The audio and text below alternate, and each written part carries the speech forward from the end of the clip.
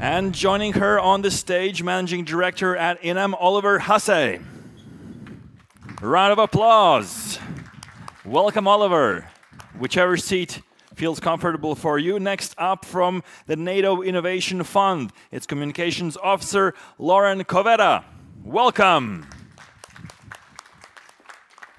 Here you go.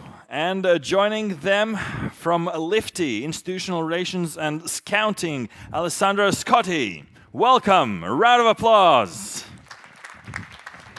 Start with his. Ilona, take it away. Thank you so much. Well, welcome to this interesting panel. I believe very important. As Artis has already outlined, the European Commission has set the goal to help European deep tech scale-ups actually to go and grow and develop. But before they jump into this important topic, I would like to ask our great panelists to present themselves and to speak about their organizations, because it is important to understand what they are doing and how they can help scale-ups as well. So please, we start with Alessandra. So yeah, hello everyone, and I'm very pleased to be here. So LIFTT is a venture capital, so it's an investor from Italy. And we were created really to try and help startups become scale-ups and get to that point. So we aim to invest in breakthrough technologies. So what we really looking at for is a big leap in innovation, no matter the sector. So we are sector agnostic, but we have this very big commitment on innovation, and we start investing from the pre-seed stage onto Series A, Series B. So, but to do that, we not only invest money, and we try and support startups with a team of project managers who are there to help. So this is how we try to help them become scale-ups and get to that point and get to the market. We invest everywhere in the world, really. So we started off investing in Italy, but we're now really opening up our perspective, and we have already invested in the rest of Europe and in the rest of the world, really. I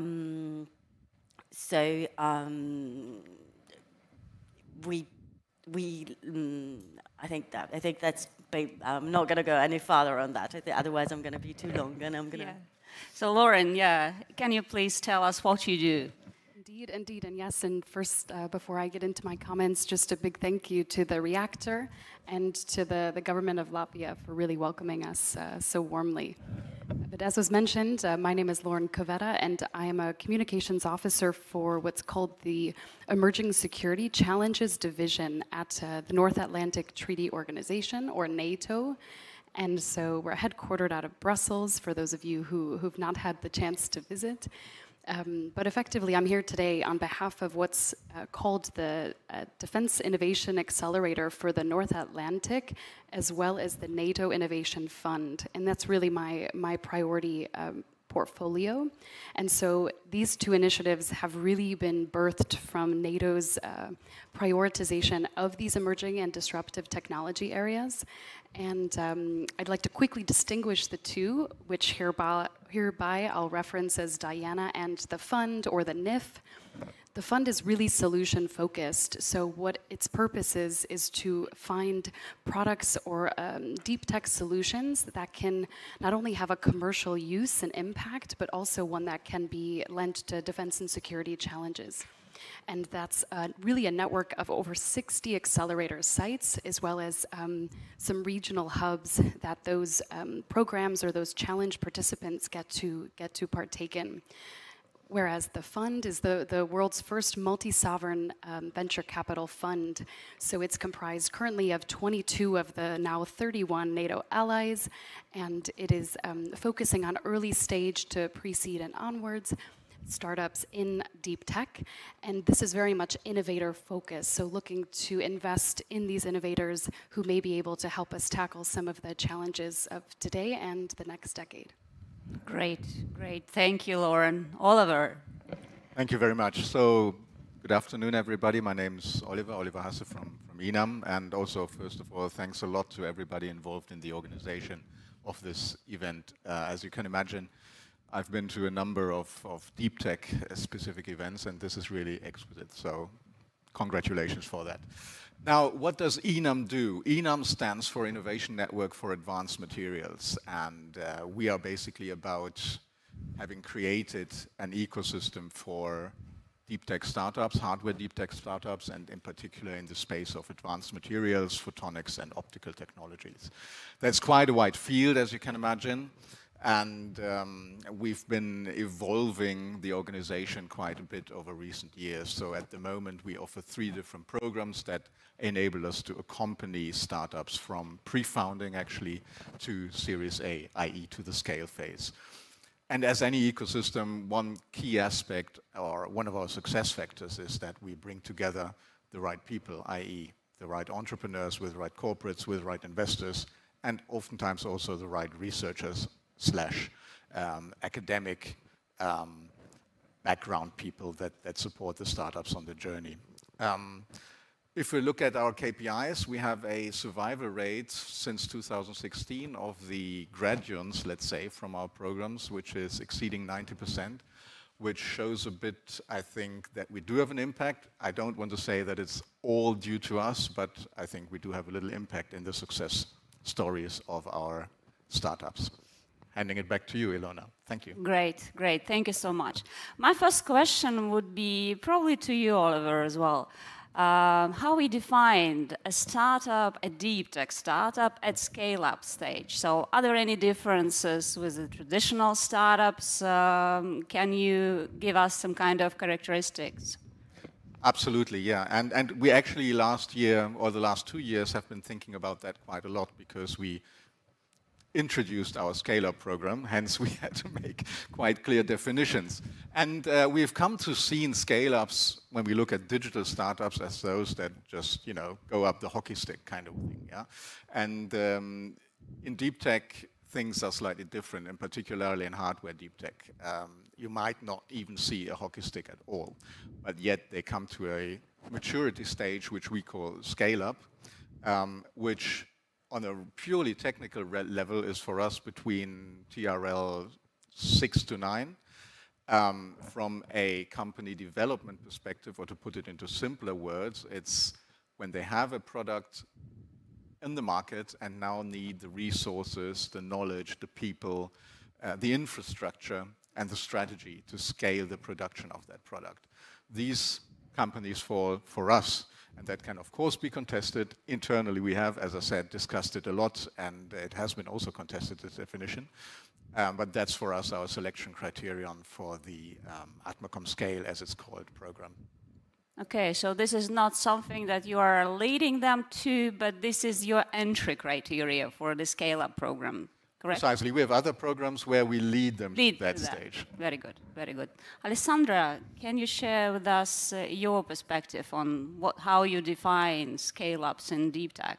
Yeah, well, actually, it's quite not hard, but so I didn't say that. We are a startup ourselves, and we are very early stage investors.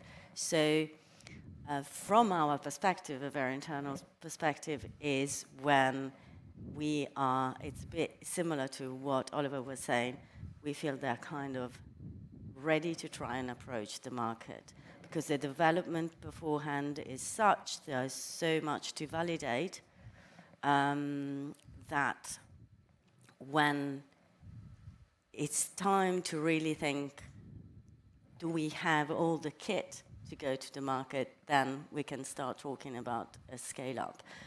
And for us, the big job is actually being ready for that. So it's there are so many aspects and ingredients to get there in deep tech, because it's not only the technological development, is a lot to do also with the business abilities and so many different skill sets.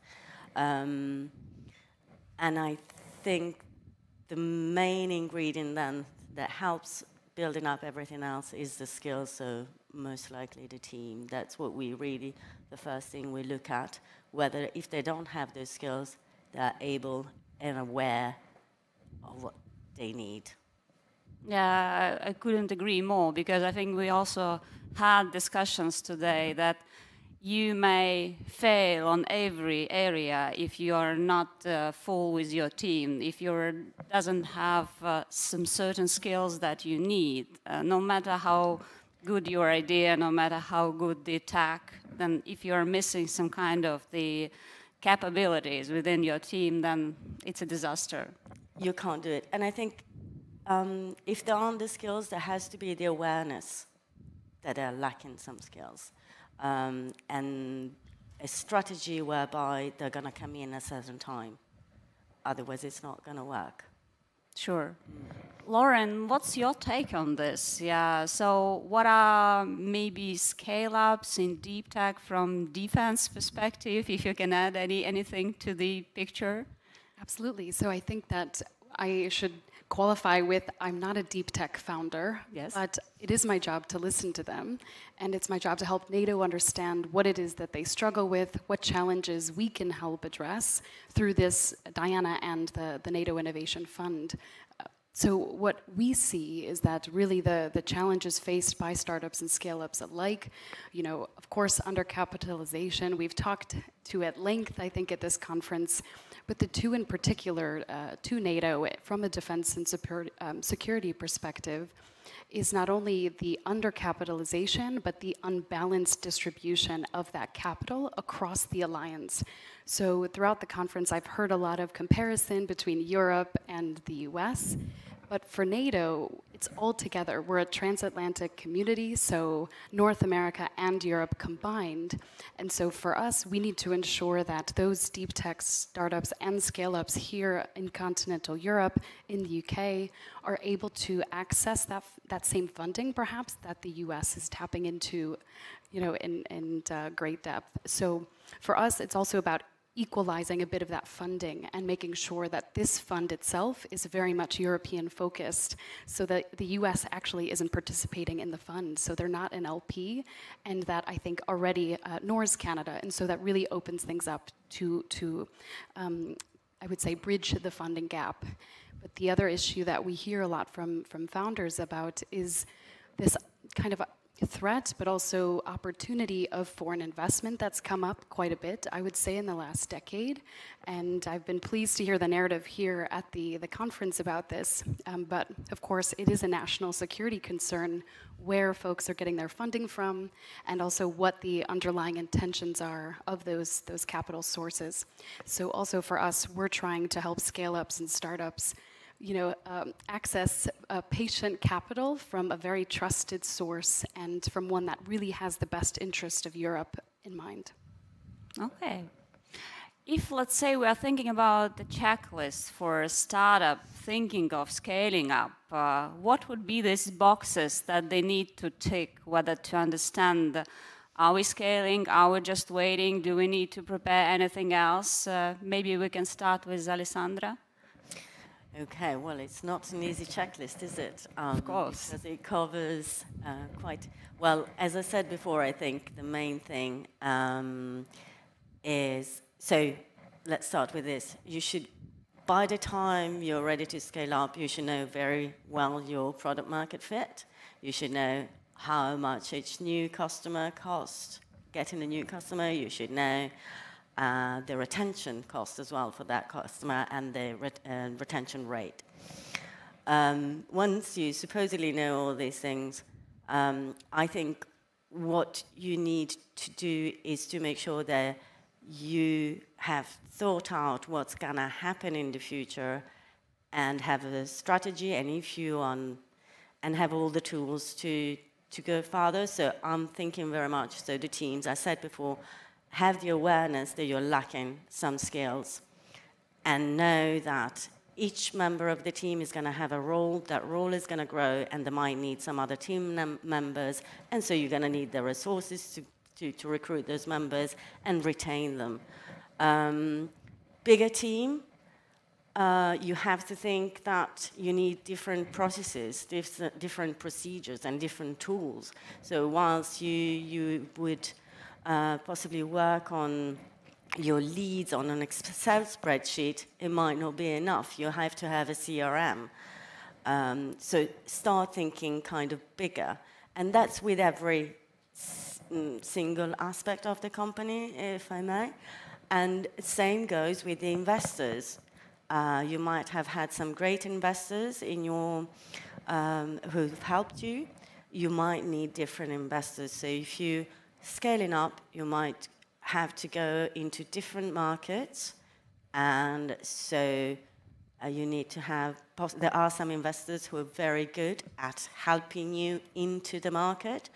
So you have to cherry pick your investors in this respect as well, because as one should have done before, I think, really, but it's very important that you pick the right ones. And the list could go on and on and on forever, I think, but I'm just going to stick with this. Oliver, what's your take on them? And maybe also a question to add to the list. Should they consider changing the business model, maybe?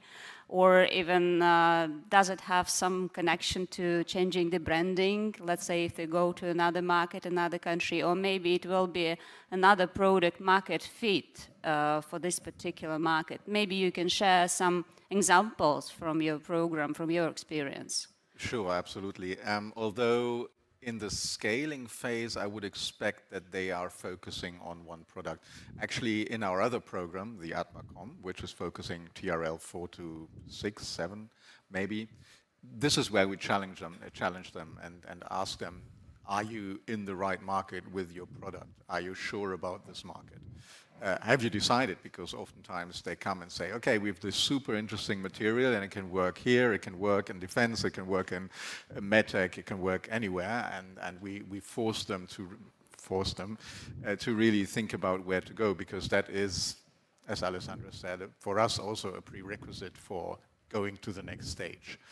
Having said that, scale or preparing for scaling is also the point in time where you have to maybe make some hard decisions about the founding team, where you may have to supplement or substitute even, which is the hardest decision, of course, one of the founders for somebody with a lot of business acumen. We see lots of startups that go from pre-seed to seed, and you have the technical founders in the driver's seat, which sometimes works out, sometimes it doesn't. And this brings me to actually one of our favorite examples, because they've been connected to us for a long time.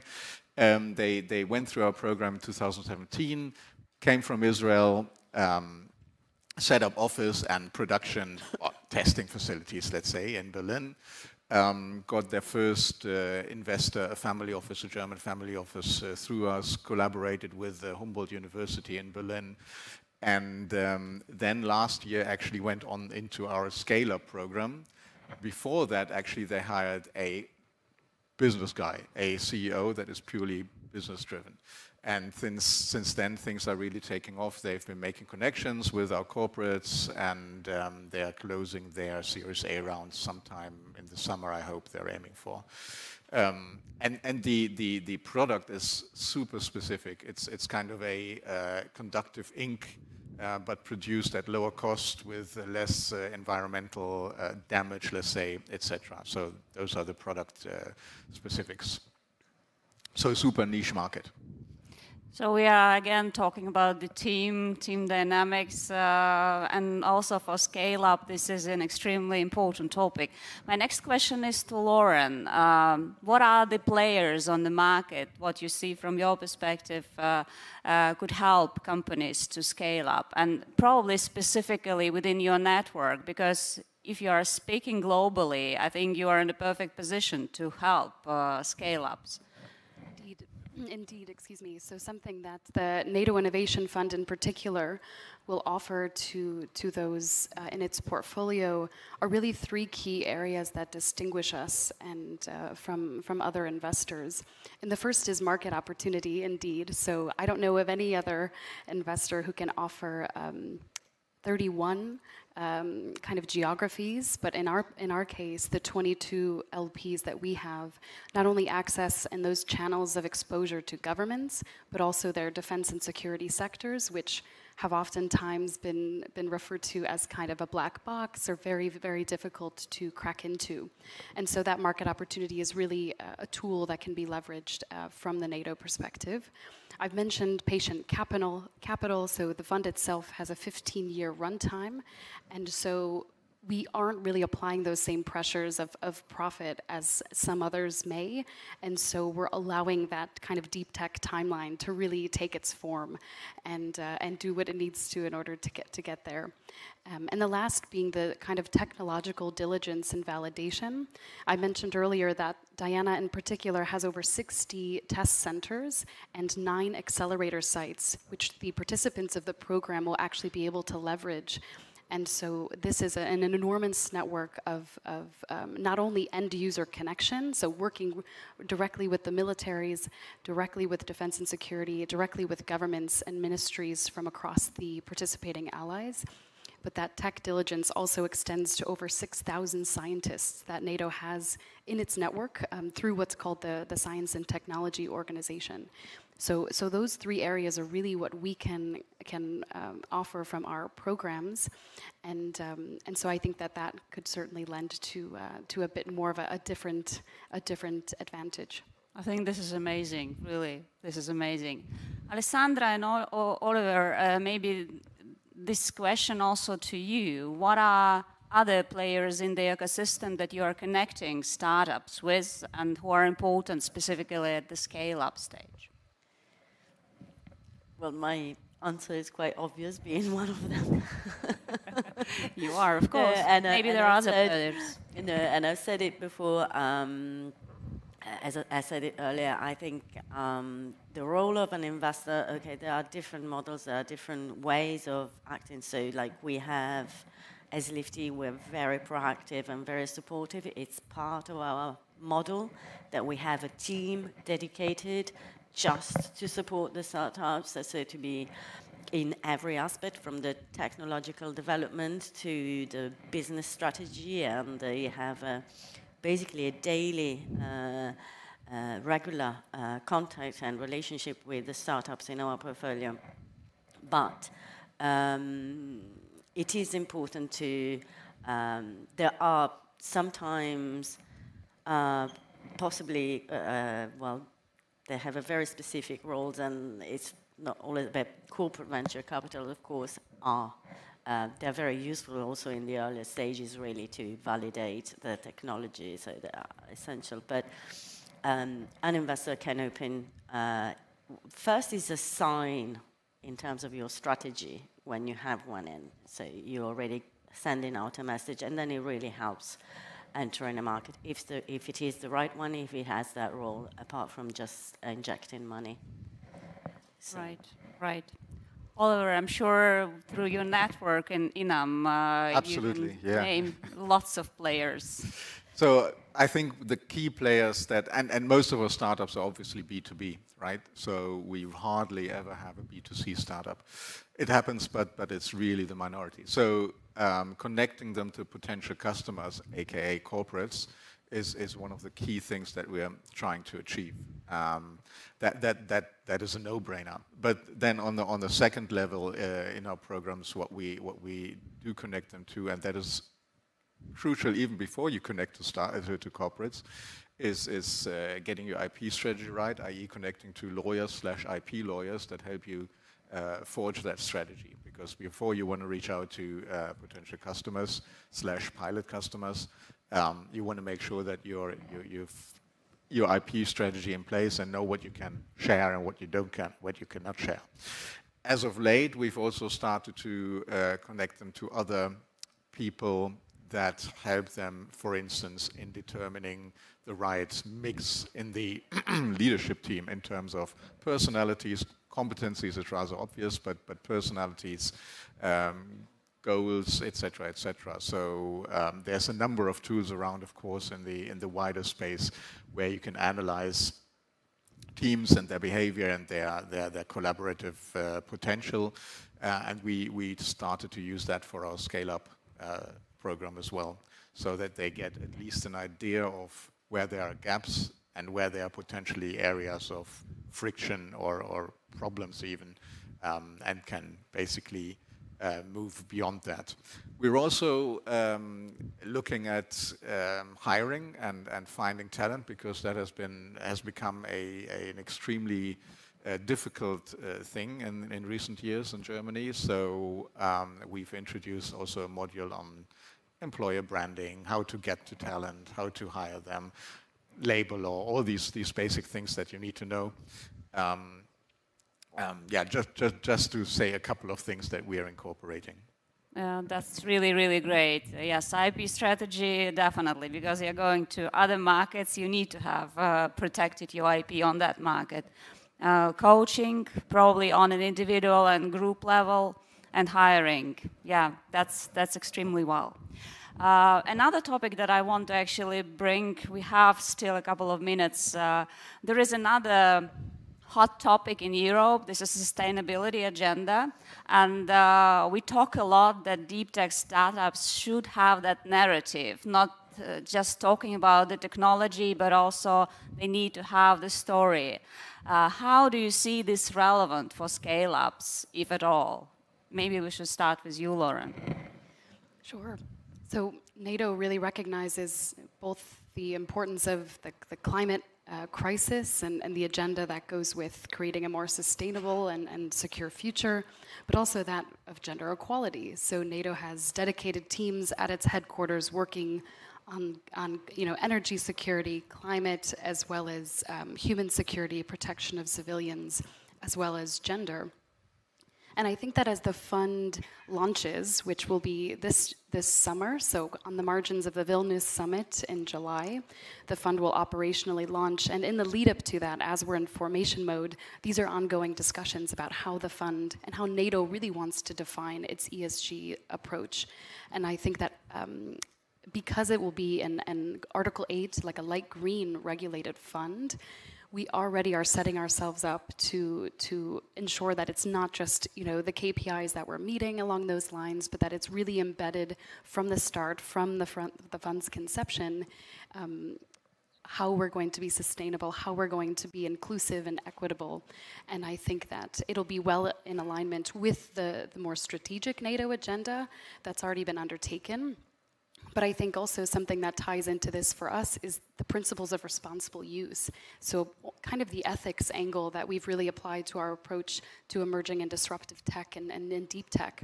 And so surely those will also inform the discussion and inform really the decision that our senior management team and our board take around this approach. But it will absolutely be part of the fund.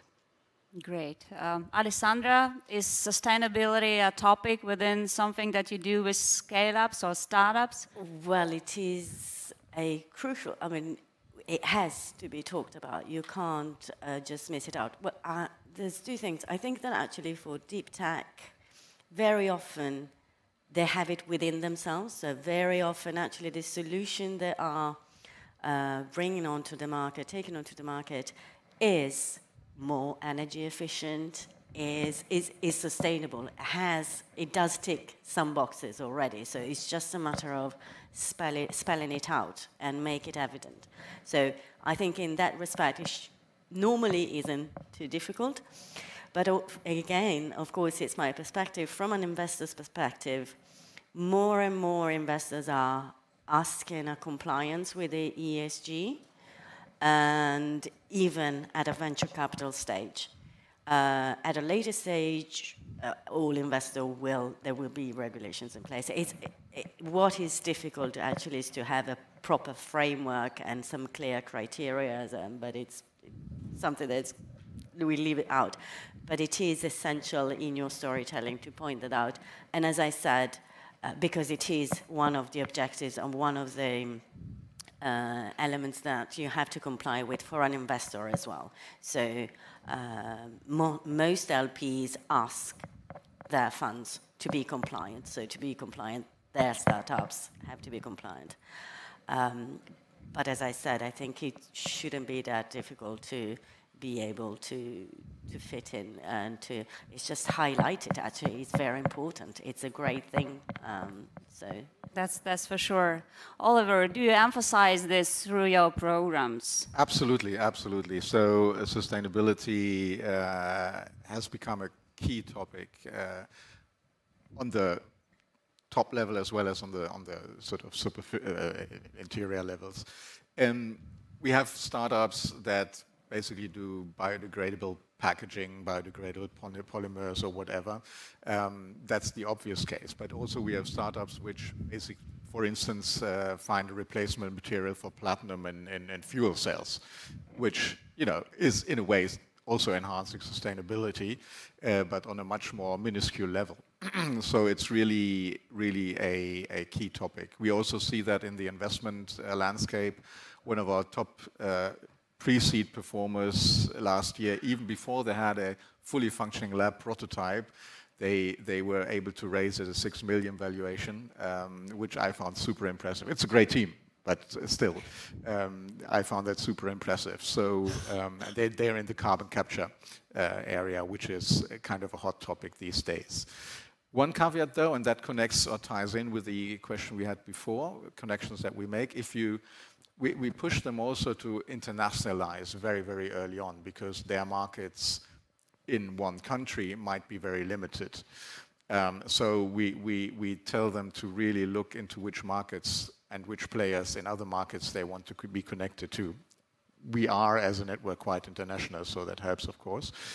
And then, of course, they have to see whether in these particular markets the topic of sustainability is equally highly ranked. So that is then a re-evaluation of how you position your startup/brand, your product in another market, if it is not straightforwardly addressing sustainability issues. Thank you, thank you. Well, I think we had a very interesting discussion and lots of valuable information was shared with the audience. I hope you can benefit from it. And I'd like to thank our great panelists for a super discussion and enjoy further the event. Thank you. Thank you. Round of applause to our panel and Ilona Gulchak moderating this panel. Thank you, ladies and gentlemen, for this excellent panel. A great deal of knowledge. Thank you very much. Thank you very much. We're all preparing for the last pitch session. Alessandra, don't go far. We're going to need you.